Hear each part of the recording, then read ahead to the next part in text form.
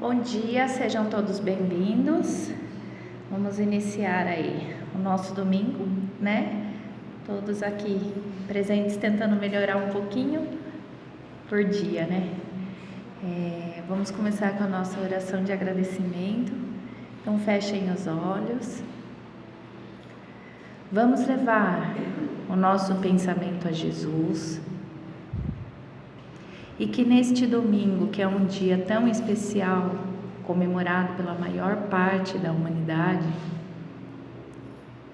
que Ele abençoe não só a nós que comemoramos o seu dia, mas a todos os habitantes do planeta, todos os seres que se encontram no mundo espiritual, todos os amigos desencarnados, que eles nos auxiliem com sua bondade infinita, plantando em nós, no nosso coração, a sementinha da compaixão,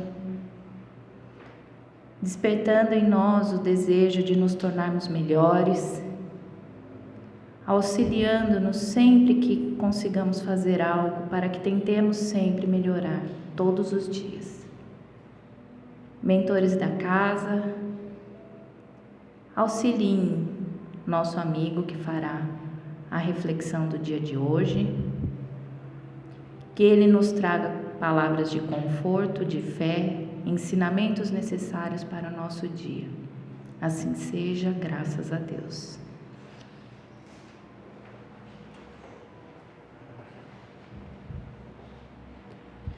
Bom dia a todos, bom dia, bem? Nós vamos dar sequência ao estudo que nós estamos fazendo todos os domingos, né, que é do Livro dos Espíritos. Então, domingo passado, nós abordamos as questões sobre a alma dos animais, né, o homem, e hoje nós vamos dar sequência, finalizando esse capítulo, falando sobre metempsicose. Metempsicose, uma palavra difícil, né? Complicada, né? Primeiro a gente precisa saber o que é, né? Para poder discutir sobre isso. Essa palavra, ela vem de origem grega, né? E ela fala sobre a meta e psique, né? Então, ou seja, é ir além do espírito. Esse termo, na verdade, significa transmigração da alma.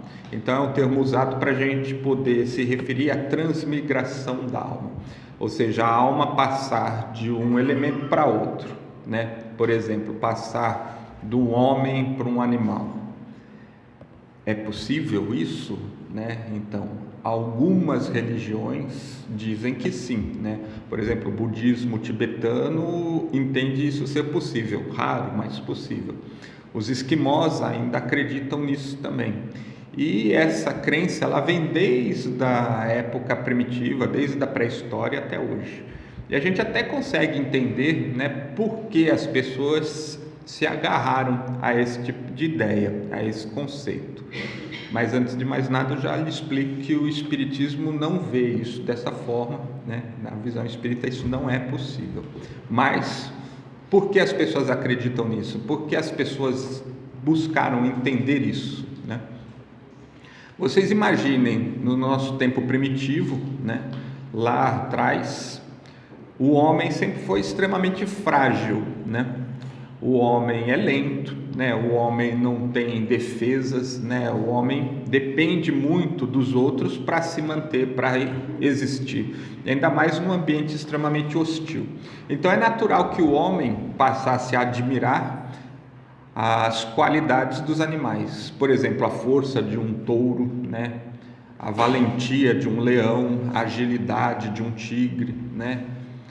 E essas características, sendo admiradas, naturalmente, nós gostaríamos de incorporá-las a nós mesmos, né?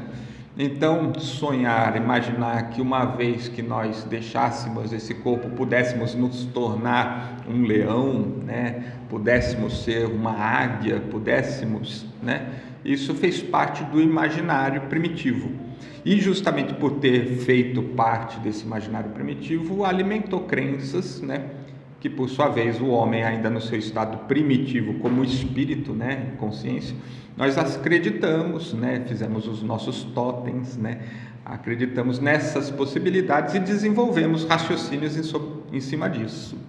Agora, o fato, né, na transmigração, ela não é possível para o espiritismo, né, justamente pelas características da alma, do espírito, né, e dos animais, das plantas, dos vegetais, dos reinos especificamente.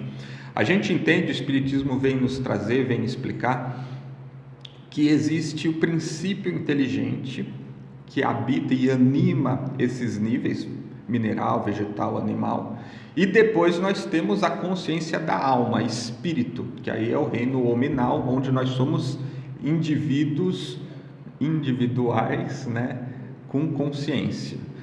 E é estranho pensar nisso, né, porque é difícil visualizar, é difícil enxergar, mas a gente poderia fazer uma analogia simplista, apenas de caráter ilustrativo, né, para que a gente pudesse perceber isso, no nosso próprio corpo, nós mesmos.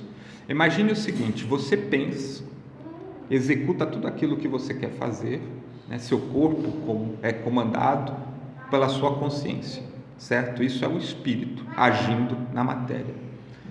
Porém, existe dentro do seu corpo uma infinidade de atividades que estão ocorrendo que a sua consciência não faz a menor ideia que elas estejam acontecendo, né? Células estão se multiplicando, células estão sendo substituídas, né?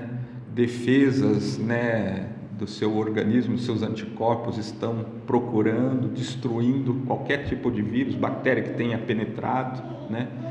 Outras estão procurando células danificadas para serem substituídas, e uma infinidade de outras atividades, né? A quebra de moléculas para absorção de energia, né? Identificar o que vai ser armazenado, o que vai ser descartado.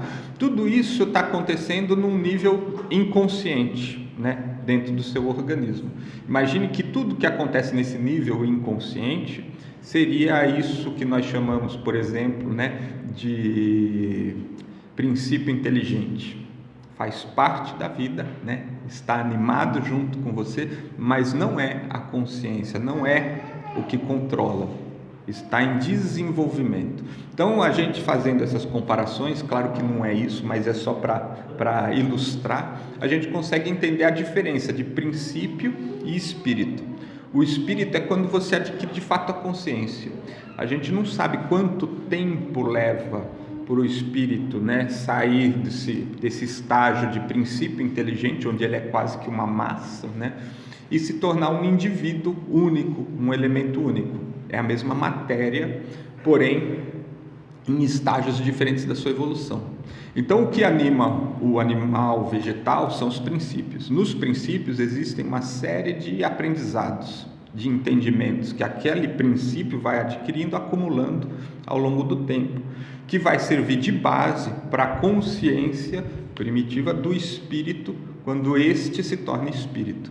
Então, a gente acreditar, por exemplo, que um animal, ao seu desencarne, vai se tornar um humano, né? É o sonho que às vezes a gente tem, porque a gente é apegado aos nossos bichos, né? Não é bem assim. Existe um time nisso e uma distância, porque ele ainda não é um elemento consciente. Ele faz parte do princípio inteligente, ainda não é consciência para ser. E, ao mesmo tempo, a gente entende que a evolução do espírito é constante e progressiva. Ela não permite retrocessos.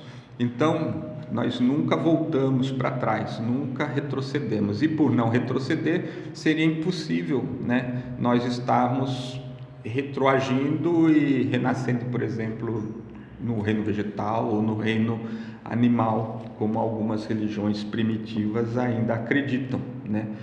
Essas religiões, né, que têm esse caráter mais, né, antigo, acredita, por causa daquilo que nós falamos no início, as crenças que nós carregamos, né? Pitágoras, por exemplo, acreditava nisso, defendia a tese da metempsicose, né? Metempsicose, palavra complicada. Ele acreditava nisso, né? Trabalhava isso e divulgava essa transmigração da alma. Os egípcios acreditavam muito isso na antiguidade, né? E os egípcios supostamente teriam aprendido e herdado esse conhecimento dos indianos, que eram mais antigos ainda, né? Então aí você vê assim, é uma migração da alma. Então a alma migraria. Eles acreditavam que, por exemplo, o corpo, deixando a alma, né? Esta alma, espírito, poderia emergir novamente em um outro corpo, mantendo a mesma essência. Ou seja, por exemplo, eu desencarno nesse instante, poderia encarnar novamente num outro corpo como eu mesmo, sendo uma continuidade de mim mesmo. Então seria a mesma personalidade, o mesmo conhecimento, o mesmo entendimento, apenas dando sequência, né? Isso também não ocorre. Por que não ocorre? Porque o espírito, ele não é a persona. O espírito não é o que nós somos hoje. O espírito é algo que está acima da persona. Ele já foi muitas personas e vai ser muitas outras personas. Então, quando eu desencarnar, eu não vou ser Adriano espírito. Adriano teria sido uma persona do meu espírito, que já foi João, Maria, Antônio, sabe lá quantos, né? É só mais uma que o meu espírito vivenciou. Porque cada experiência no corpo, cada experiência na matéria é exatamente uma persona, né? Então, cada uma é um experimento, é um processo e é um tempo de aprendizado do espírito. O espírito nasce sucessivamente, quantas vezes forem necessários, até atingir um grau de entendimento, um grau de conhecimento que não precise mais estar encarnando. Quando nós atingimos isso, nós não encarnaremos mais neste plano, neste mundo, né? Mas até lá nós vamos encarnar várias vezes, e cada vez que nós encarnamos, né, nós adquirimos uma persona. Vivemos num determinado lugar, convivemos com determinadas situações e enfrentamos uma série de dificuldades, problemas e situações que nos forçam a tomar decisões baseado no nosso entendimento, na nossa consciência. Isso provoca e empurra você no seu crescimento contínuo como espírito, né? O espírito, ele não evolui pelo que a gente aprende materialmente, né? Ele evolui pelos desafios que nós enfrentamos, vivenciamos e superamos, ou não, no decorrer da nossa existência. A forma como nós entendemos, a forma como nós lidamos, tudo isso faz parte desse processo de desenvolvimento do espírito. E por ser assim, né, cada momento é único, né? Eu não poderia repeti-lo. Então eu não poderia deixar o meu corpo material encarnar novamente como a minha persona para dar continuidade a esta persona. Porque o que esta persona proporcionava ao meu espírito aconteceu no decorrer desta existência. A partir do momento que ela acabou, não existe mais a necessidade desta persona para o meu espírito. Eu vou nascer novamente numa outra situação, num outro contexto, vivenciando outras situações, ou até mesmo revivendo as mesmas, caso eu não tenha tido um entendimento satisfatório pleno daquilo que eu buscava, né? Então, a metempsicose, né, ela é, na verdade, assim, para o espiritismo, né, ela não faz muito sentido quando a gente estuda e a gente questiona, né? Porque as perguntas que são as 611 e 613 até a 613, elas abordam exatamente isso. A pergunta primeira que foi feita por Kardec aos espíritos, ele dizia isso: a continuidade da origem do princípio inteligente nos seres vivos não é a consagração da doutrina da metempsicose? Ou seja, não seria uma transmutação? E os espíritos explicam: não, nós vamos modificando. O espírito, ele não transmita, ele não transita de um corpo para o outro simplesmente. Ele trabalha através da encarnação, da desencarnação, novas existências, e jamais entre os planos vegetal, mineral, animal e humano, né? Isso não acontece. Na sequência ele pergunta: o espírito que animou o corpo de um homem poderia encarnar num animal? Aí os espíritos respondem categoricamente: Isso seria retrogradar, e o espírito não retrograda, o rio não retorna à sua fonte. Aí a pergunta 613, que é a última desse tema.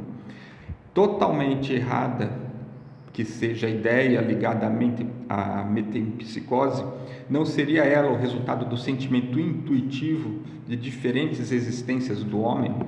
Aí os espíritos respondem: esse sentimento intuitivo se encontra nessa crença, como em muitas outras, mas como na maioria de suas ideias intuitivas, o homem a desnaturou. Exatamente o que eu expliquei no início. Nós carregamos a ideia, por desejar, as características. Então, o humano desejava ser mais forte, o humano desejava ser mais livre, o humano desejava voar como as águias, os animais. Então, nós carregamos esses desejos.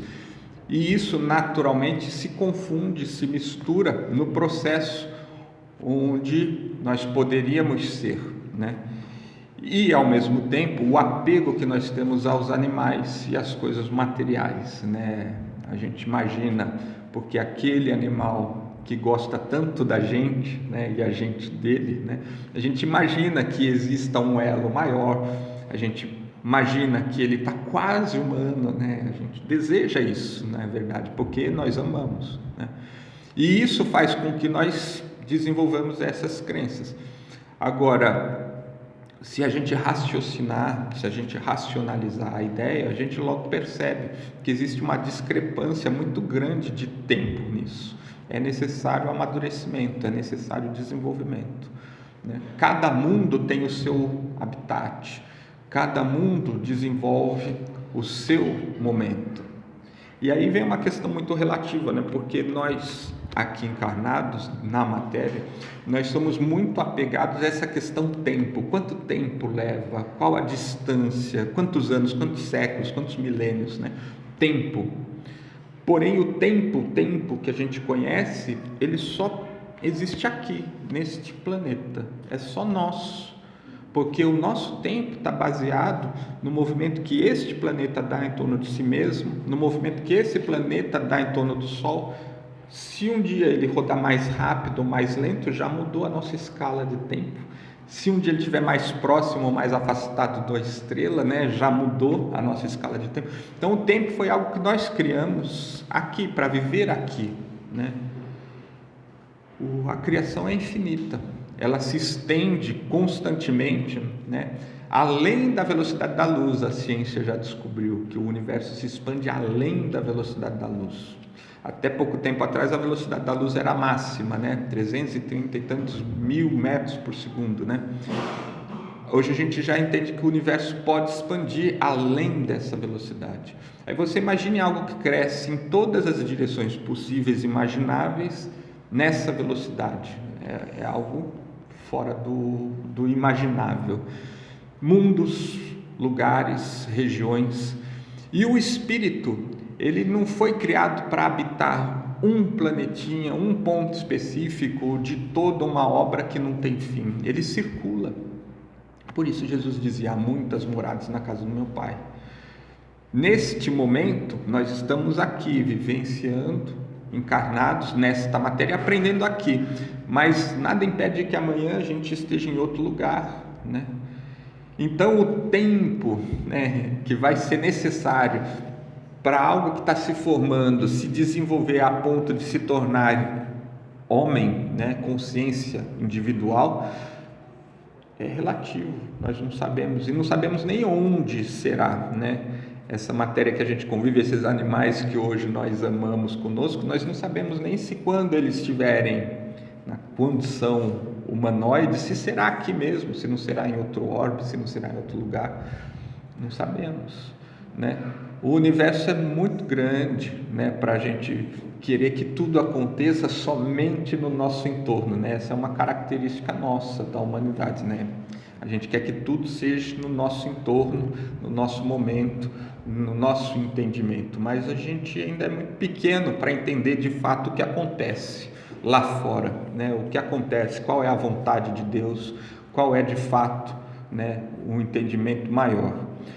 E assim nós vamos seguindo, vamos aprendendo, vamos caminhando. Então, a impossibilidade do retrocesso é fato. A linha do progresso é constante, permanente em uma direção, o aprendizado. Não existe retorno, a consciência não permite. Uma vez que nós aprendamos, né, de fato a consciência assimila, e isso nunca mais se apaga, né? Tanto que às vezes a gente até se arrepende de ter aprendido, né? Fala assim, era tão bom quando eu não sabia, né? Porque a consciência não permite, né? E o espírito carrega a consciência, pois é parte dele, né? Agora, conforme a gente vai desenvolvendo, não vai ter mais a necessidade dessa matéria, desse corpo físico, deste planeta, né? A gente tem um universo gigantesco, né? Infinito, né? Para conhecer, para habitar, para crescer, né? Então as coisas vão mudar muito, né? E outra coisa interessante que o Espiritismo traz, inclusive para esse ponto de vista, é que tudo que a gente aprende é relativo, né? Ao momento. Tudo que eu estou dizendo, tudo que a gente está discutindo é o que a gente entende agora e o que eu entendo em especial, né?